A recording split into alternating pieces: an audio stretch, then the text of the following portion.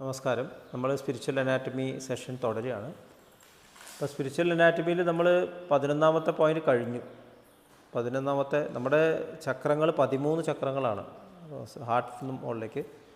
അത് കൂടാണ്ട് 3 ചക്രങ്ങളുണ്ട് താഴെ, നമ്മുടെ മൂലാധാരം, സ്വാധിഷ്ഠാനം, മണിപ്പൂരം. അത് കഴിഞ്ഞിട്ടാണ് ഈ 10. അപ്പോൾ ടോട്ടൽ 16 ചക്രമുണ്ട്. അപ്പോൾ നമ്മുടെ മാസ്റ്റർ പറയുന്നത് ലോവർ ചക്രാസ്, മൂലാധാരം, സ്വാധിഷ്ഠാനം, മണിപ്പൂരം, ഇത് മൂന്നും നമുക്ക് ശരീരത്തിൽ ജീവിക്കുമ്പോൾ ആവശ്യമാണ്.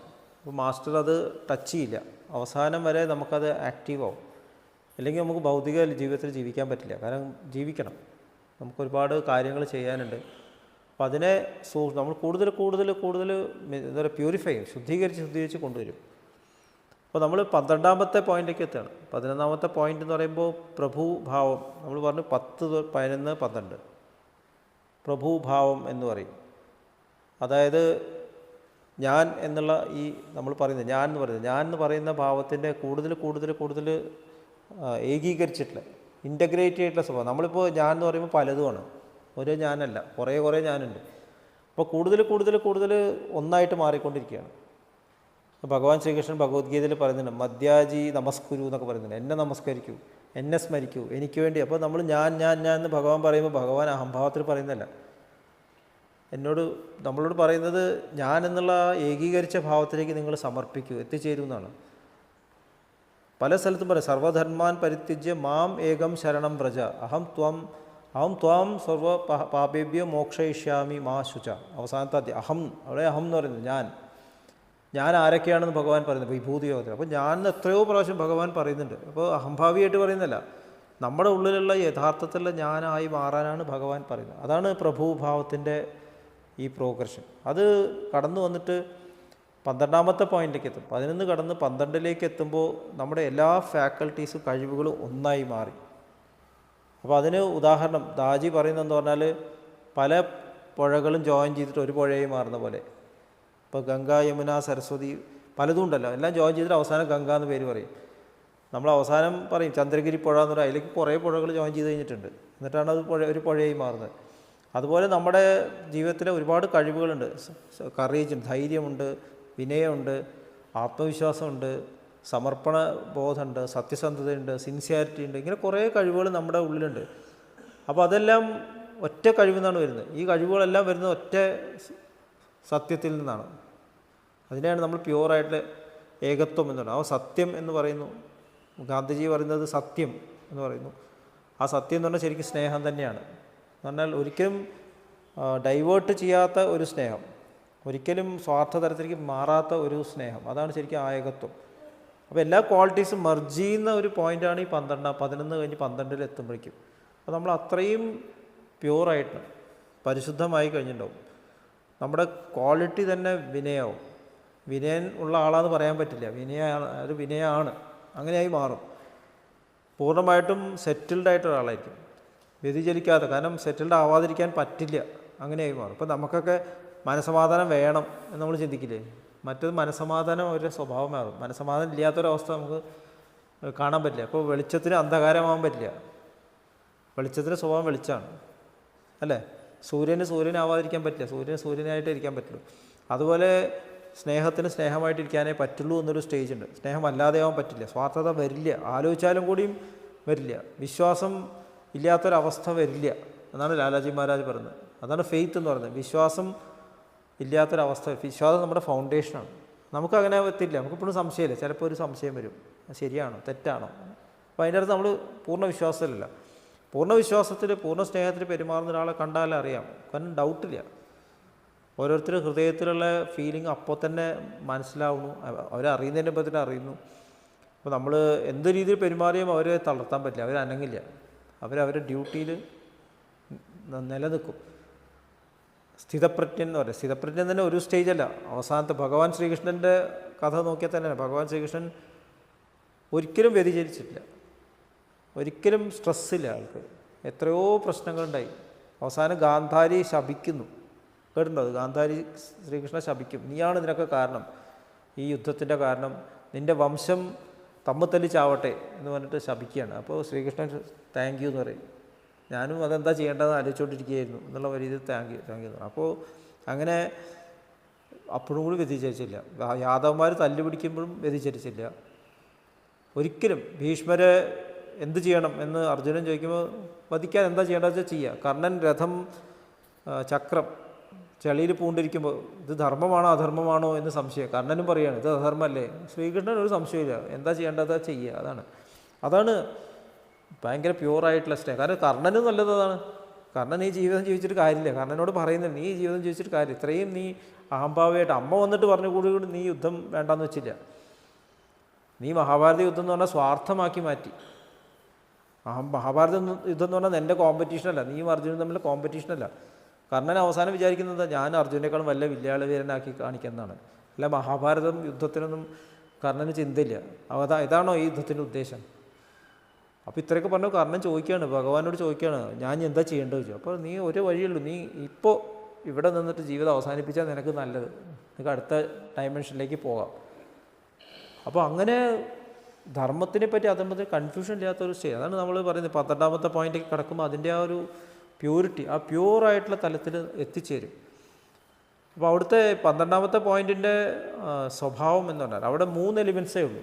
12ാമത്തെ പോയിന്റ് ഇതുവരെ നമുക്ക് 5 എലിമെൻസ് ഉണ്ട്, പഞ്ചതത്വങ്ങളുണ്ട്. ഭൂമി, വെള്ളം, അഗ്നി, വായു, ആകാശം, പഞ്ചഭൂതങ്ങൾ. പക്ഷേ 12ാമത്തെ പോയിന്റ് അപ്പോൾ ഇവിടെ ഭൂമി ഇല്ല, അതുപോലെ തന്നെ വായു ഇല്ല. ഈ 2 എലിമെൻറ്റ്സ് അവിടെ പിന്നെ ഇല്ല. അവിടെ ക്വാളിറ്റി സ്പേസാണ്, ആകാശത്തിൻ്റെ സ്വഭാവമാണ്. അതിൽ പിന്നെ 2 എലിമെൻറ്റ്സുകളുണ്ട്, ഫയറും ഉണ്ട്, പിന്നെ എന്താ ഉള്ളു, അഗ്നിയുണ്ട്. 3 എലിമെൻറ്റ്സേ ഉള്ളൂ. അപ്പോൾ കൺവേർജ് ചെയ്യണം, എല്ലാ എലിമെൻറ്റ്സും കൺവേർജ് ചെയ്തിട്ട്, എല്ലാ സ്വഭാവങ്ങളും കൺവേർജ് ചെയ്തിട്ട് യൂണിഫൈഡ് ആവുന്ന സ്റ്റേറ്റാണ് ഈ 12ാമത്തെ പോയിന്റ്. അതോട് കൂടിയിട്ട് നമ്മൾ ഈ ഡയമെൻഷൻ, നമ്മുടെ ക്രിയേഷൻ എന്നുള്ള ഡയമെൻഷൻ കടക്കാൻ പോകണം. ഞാൻ എന്നുള്ള ഈ ഭാവത്തിനെ കടക്കാൻ പോകണം. ബ്രഹ്മരന്ധ്രം എന്ന് പറയും. ബ്രഹ്മരന്ധ്രം എന്ന് പറഞ്ഞാൽ ഞാൻ പ്രകടമാവുന്നതിന് മുമ്പുള്ള വലിയൊരു രന്ധ്രം, ഒരു സ്പേസ് ഉണ്ടായിരുന്നതാണ്.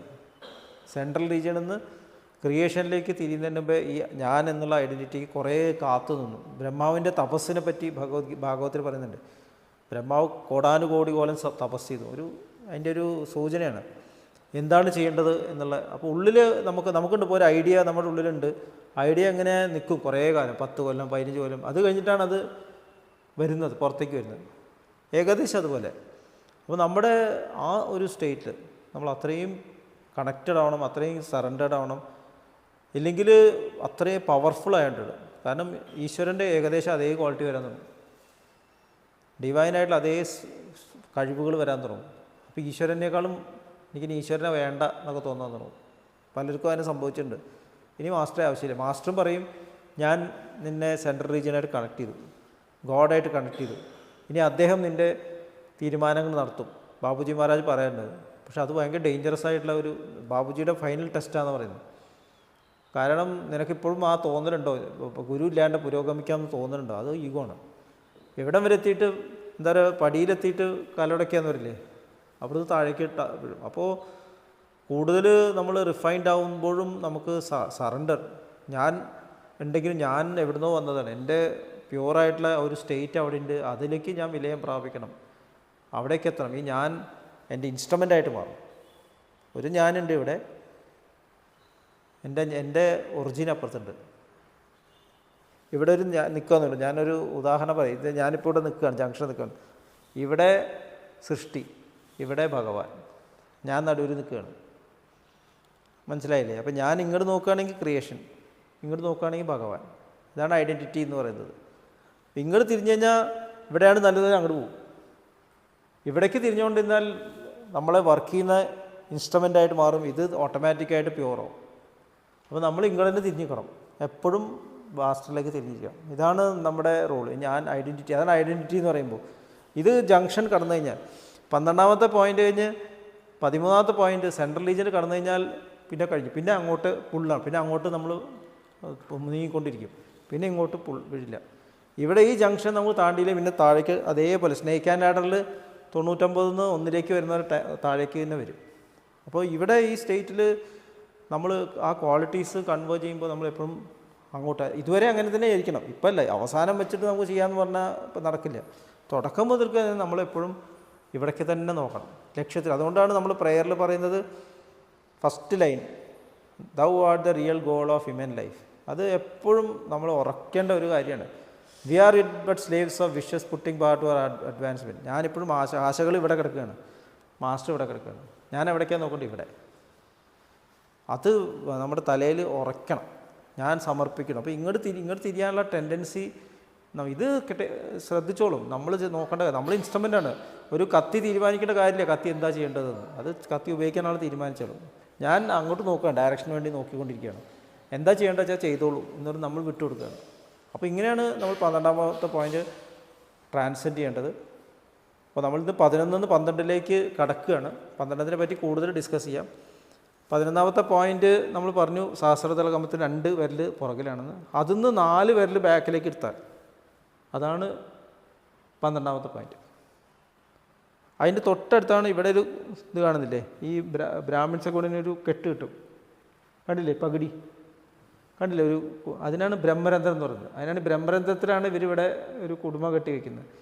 ആ ബ്രഹ്മരന്ധ്രം നമുക്ക് ഇവിടെ ഒരു ഫ്രോണ്ടനെന്ന് പറയാം. കുട്ടികളിലൊക്കെ ഒരു ചെറിയൊരു തുള കാണാം. അതിലൂടെയാണ് ആത്മാവ് ഉള്ളിലേക്ക് കയറിയത്. ഇവിടെയാണ് ആത്മാവ് ഉള്ളിലേക്ക് കയറിയത്. മരിക്കുമ്പോൾ ആത്മാവ് ഇതിലൂടെയാണ് പുറത്തേക്ക് പോകുന്നത്. അപ്പോൾ ഇവിടെ എത്തിക്കഴിഞ്ഞാൽ ഞാൻ രക്ഷപ്പെട്ടു എന്ന് പറഞ്ഞാൽ ഇതിലൂടെയാണ് പോകാനുള്ള ഒരു ടെൻഡൻസി ഉണ്ട്. അവിടെ ഇവിടെയാണ് എൻട്രി പോയിന്റ്. നമുക്ക് ആ ഗേറ്റ് അറിയുള്ളൂ, വേറെ ഗേറ്റ് ഒന്നും അറിയില്ല. അപ്പോൾ ആ ഗേറ്റ് കൂടെ തന്നെ പോകാൻ തോന്നും. അപ്പോൾ അത് കടക്കണം എന്നുണ്ടെങ്കിൽ മാസ്റ്ററുടെ കൈ പിടിക്കുക. എന്നാൽ സെൻട്രൽ റീജിയൻ ഇവിടെയാണ്, ബാക്കിലേക്കാണ് റെപ്രസെൻറ്റേഷൻ.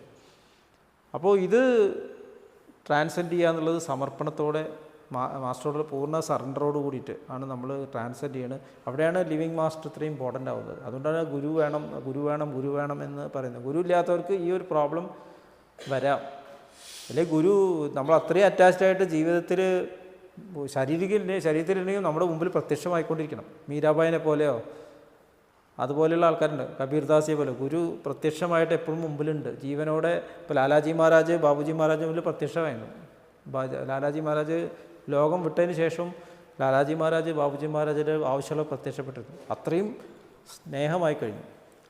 അവിടേക്ക് നമ്മൾ കണക്റ്റഡ് ആവും. അതുവരെ നമ്മൾക്ക് ഈ ഒരു കാര്യം ഇമ്പോർട്ടൻ്റ് ആണ്. ലിവിങ് മാസ്റ്റർ വളരെ ഇമ്പോർട്ടൻ്റ്. ലിവിങ് മാസ്റ്റർ എന്ന് പറഞ്ഞാൽ ശരീരത്തിൽ കൊടുക്കാനും പാടില്ല, അതാണ് വേറെ ഒന്ന്. ആരാണ് ലിവിങ് മാസ്റ്റർ? ചാരി ചെയ്യണോ ദാജിയാണോ ഇങ്ങനെയൊന്നും നമ്മൾ കൺഫ്യൂഷൻസ് ഉണ്ടാക്കേണ്ട കാര്യമില്ല. നമ്മുടെ മുമ്പിൽ നിൽക്കുന്ന ആളെയാണോ അതാണ് ലിവിങ് മാസ്റ്റർ. ഓക്കെ, ഇത്രയും പറഞ്ഞുകൊണ്ട് ഇന്നത്തെ മെഡിറ്റേഷനിൽ നമുക്ക് 11th നിന്ന് 12th ഒരു ട്രാൻസിഷനാണ്. ഇപ്പോൾ 11th പോയിന്റിൽ 11ാമത്തെ പോയിന്റ് അവിടെ അതിൻ്റെ ക്വാളിറ്റീസ് അസ്വസ്ഥതയാണ്, റെസ്റ്റ്ലെസ്നെസ്.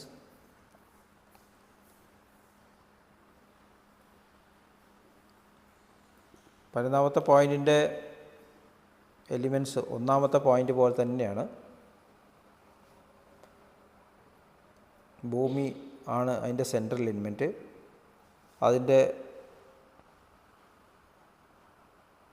12 o'clock പൊസിഷനിൽ സ്പേസാണ്.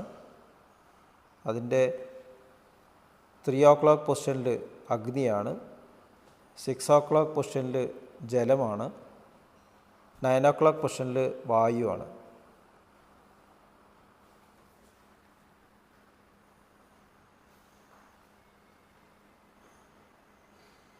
ഇന്ന് 1ാമത്തെ പോയിന്റിൽ ധ്യാനം ആരംഭിക്കാം. 11ാമത്തെ പോയിന്റിലേക്ക് ശ്രദ്ധ തിരിക്കും. അവിടെയാണ് ഒബ്സർവ് ചെയ്യേണ്ടത്. ഹൃദയത്തിൽ കുടികൊള്ളുന്ന ദിവ്യസ്രോതസ്സിൽ നിന്നും ഉദ്ഭവിക്കുന്ന ദിവ്യപ്രകാശം മനസ്സിനെ ആകർഷിക്കുന്നതായി അനുഭവിക്കൂ. ആ ദിവ്യപ്രകാശത്തിൽ ധ്യാനം ആരംഭിക്കൂ. മനസ്സിൽ ചിന്തകൾ വരുന്നുണ്ടെങ്കിൽ മൃദുവായി അവയെ അവഗണിക്കുക. ദിവ്യപ്രകാശത്തിൽ ധ്യാനം തുടരുക. Please start meditation.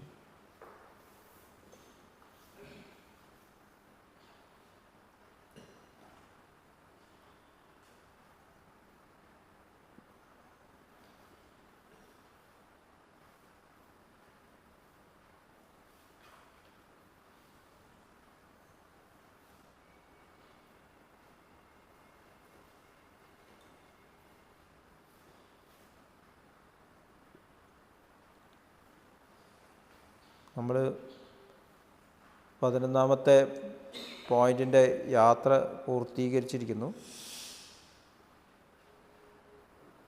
11ാമത്തെ പോയിൻറ്റിലെ എല്ലാ എലിമെൻസും പ്യൂരിഫൈ ചെയ്യിക്കപ്പെട്ടിരിക്കുന്നു.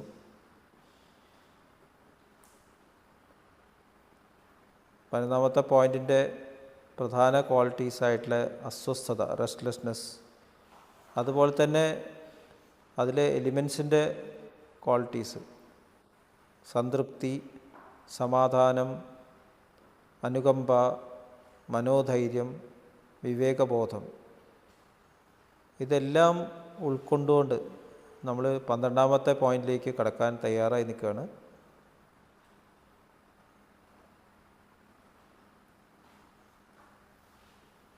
പതിനൊന്നാമത്തെ പോയിൻ്റ് 12 പൊസിഷനിൽ ആകാശമാണ്, സ്പേസ്. 12ാമത്തെ പോയിൻ്റ് സെൻറ്ററാണ് ആകാശം. അപ്പോൾ ഒരു ക്ലോക്കിനെ പോലെ സങ്കല്പിക്കുക. 11ാമത്തെ പോയിൻറ്റിൻ്റെ 12 പൊസിഷനിൽ നിന്നും 12ാമത്തെ പോയിൻറ്റിൻ്റെ സെൻറ്ററായിട്ടുള്ള ആകാശത്തിലേക്ക് നമ്മൾ പതുക്കെ വളരെ ജെൻറ്റിലായിട്ട് ഷിഫ്റ്റ് ചെയ്യുകയാണ്. പൂർണ്ണമായിട്ടുള്ള സമർപ്പണ ഭാവത്തോടെ വിവേകബോധം, വിനയം എല്ലാം ഉൾക്കൊണ്ടുകൊണ്ട് 12ാമത്തെ പോയിൻറ്റിൻ്റെ സ്വഭാവ ഗുണങ്ങൾ 2ാമത്തെ പോയിൻ്റ് പോലെ തന്നെയാണ്. ആകാശം സെറ്റിൽഡസാണ്, ശാന്തി, സമാധാനം. നമ്മൾ വളരെ ജെൻറ്റിലായിട്ട് 12ാമത്തെ പോയിൻ്റ് സെൻറ്ററിലേക്ക് ഷിഫ്റ്റ് ചെയ്യുകയാണ് എന്നുള്ള ആ ഒരു സങ്കല്പത്തിൽ മെഡിറ്റേറ്റ് ചെയ്യും.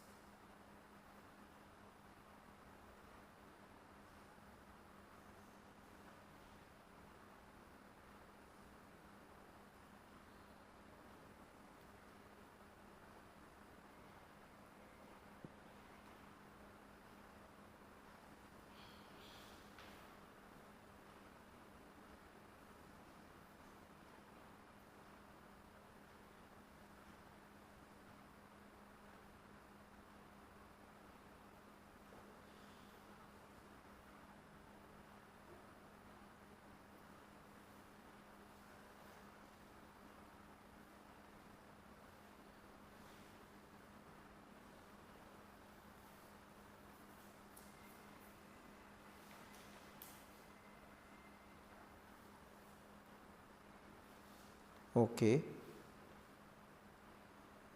നമ്മളിൽ വളർന്നു വരുന്ന ഈ ക്വാളിറ്റീസ് എല്ലാം നമ്മൾ ഡിവൈനായിട്ടുള്ള ആ മാസ്റ്ററുടെ സേവനത്തിനായിട്ട് ഉപയുക്തമാകും.